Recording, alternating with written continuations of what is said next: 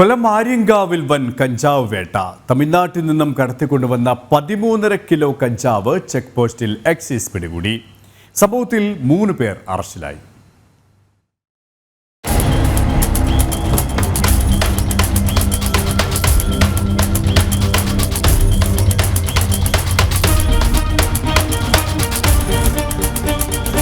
എക്സൈസിന് ലഭിച്ച രഹസ്യ വിവരത്തെ തുടർന്നായിരുന്നു പരിശോധന. എക്സൈസ് കമ്മീഷണറുടെ പ്രത്യേക സ്ക്വാഡും ആര്യങ്കാവ് ചെക്ക് പോസ്റ്റിലെ ഉദ്യോഗസ്ഥരും ചേർന്നാണ് പരിശോധന നടത്തിയത്.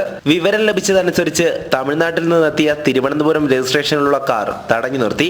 യാത്രക്കാരായ 3 യുവാക്കളുടെ പെരുമാറ്റത്തിൽ എക്സൈസ് സംഘത്തിന് സംശയം തോന്നി. വിശദമായ പരിശോധനയിലാണ് കാറിന്റെ പിൻവശത്തെ ബമ്പറിൽ സൂക്ഷിച്ചിരുന്ന 13.5 കിലോ കഞ്ചാവ് കണ്ടെത്തിയത്. ചാക്കിൽ സൂക്ഷിച്ച നിലയിലായിരുന്നു കഞ്ചാവ്.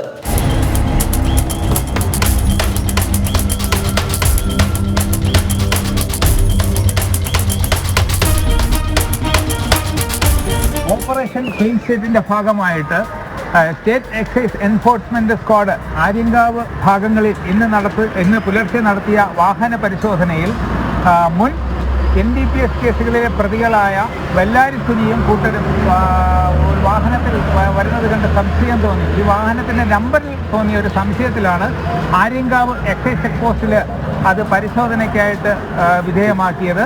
ചെക്ക് പോസ്റ്റ് ഇൻസ്പെക്ടർ ദിലീപിൻ്റെ നേതൃത്വത്തിൽ ഈ വാഹനം പരിശോധിച്ചതിൽ 13.5 കിലോയോളം കഞ്ചാവ് കണ്ടെടുക്കുകയുണ്ടായി.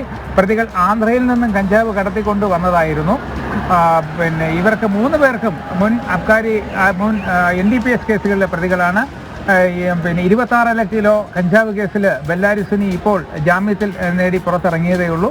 മറ്റേ കൂട്ടുപ്രതികളായ പ്രശാന്തിനും രാജേഷിനും NDPS കേസുകളിൽ പ്രതിയായി ജാമ്യം നേടി നിൽക്കുന്നവരാണ്. കൊല്ലം സ്വദേശികളായ ബെല്ലാരി സുനി എന്ന സുനിൽ, പട്ടർ പ്രശാന്ത് എന്ന പ്രശാന്ത്, രാജേഷ് എന്നിവരാണ് പിടിയിലായത്. 3 നേരത്തെ കഞ്ചാവ് കടത്തിയതിന് പിടിയിലായിട്ടുണ്ട്. അറസ്റ്റ് നടപടികൾ പൂർത്തിയാക്കി പ്രതികളെ കോടതിയിൽ ഹാജരാക്കി റിമാൻഡ് ചെയ്തു. ജനം, കൊല്ലം.